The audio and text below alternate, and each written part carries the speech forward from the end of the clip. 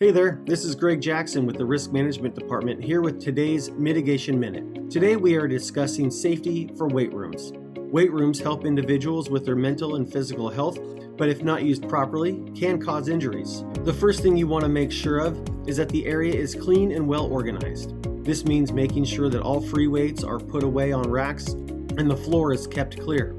To help prevent weights from falling off bars, collars should be used and placed at each location.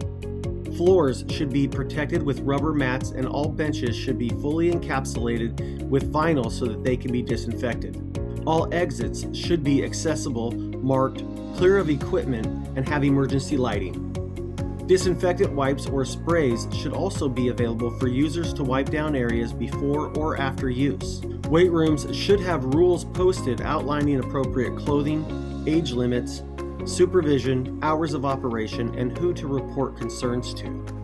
We appreciate you taking the time to watch our video. If you have any additional questions regarding weight rooms, please reach out to the Risk Management Department.